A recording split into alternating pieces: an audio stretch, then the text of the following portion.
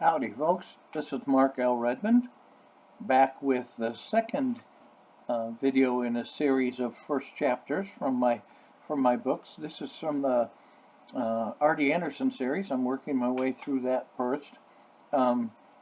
This is the second book in the series, Arty and the Hunt for Phantom.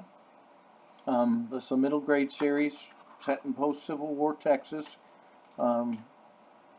basically for 8 to 12-year-olds. And Arty and his friends in the book have all kinds of adventures. We read from the first book in the last video, and Arty and his mom were on his way out to claim a ranch in Texas. They'd left Ohio.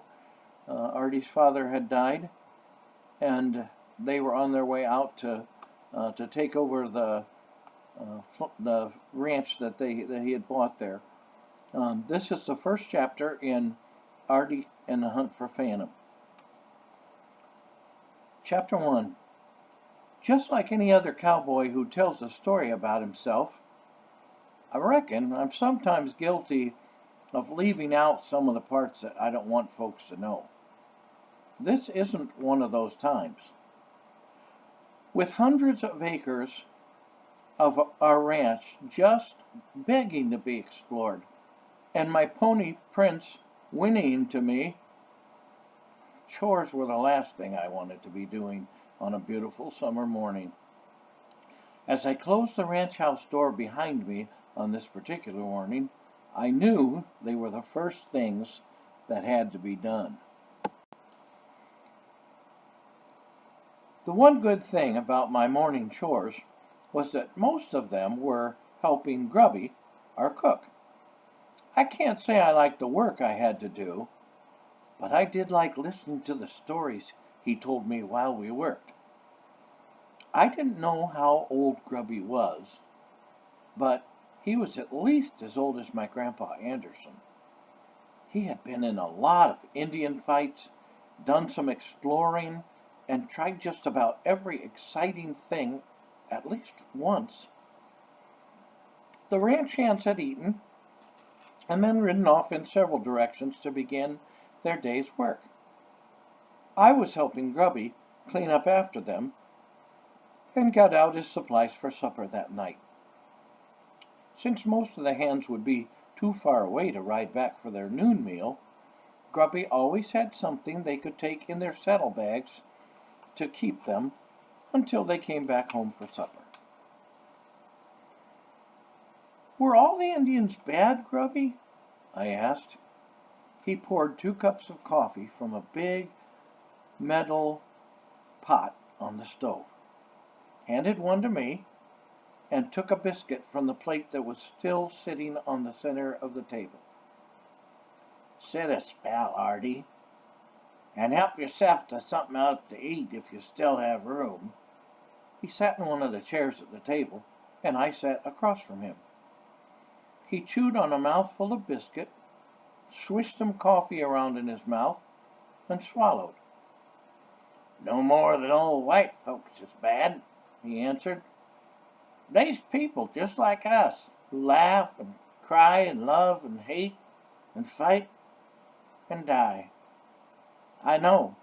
I lived with the tribe for a while, married a squaw, one of the best women I've ever known. What happened to her? I asked. After taking another drink, he set his cup on the table and sighed. Well, while I was out with a hunting party one day, some bounty men come along and killed all our women, children, and old folks. So when we came back to camp, we found only the dead.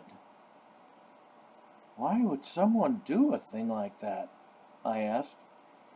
Well, in them days, the government was trying to stop some of the wild young bucks who'd been doing some raiding. A bounty was offered for scalps. Some men didn't care where they got them, and the government didn't ask no questions. I was fighting back tears as I stammered, I'm sorry, Grubby. How awful. How could you stand it? He stared at the table in front of him and said, almost in a whisper, Well, son, I couldn't. I went after those men, and I caught up with them. There were 5. At their camp one night, I hailed them, and they called me into their fire.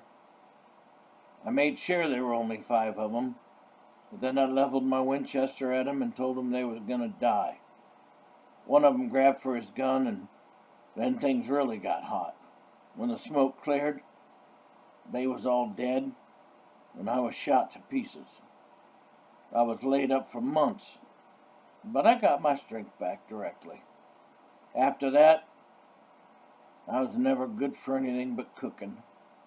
That's how I came by the handle, grub. I knew I was staring, and before I had taken time to think, I blurted out, "You were wrong to kill those men, Grubby. God says he'll take care of vengeance."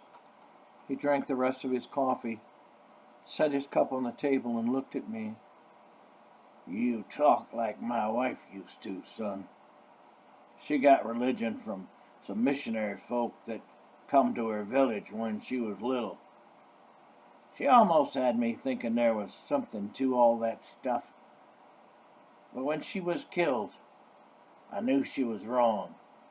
A God like she believed in couldn't be what he said he was and still let things like that happen."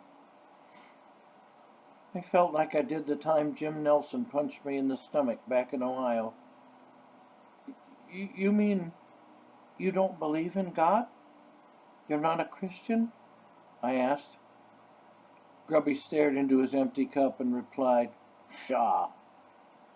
What good did being a Christian do my little fawn? She's dead, ain't she? And I'm alone.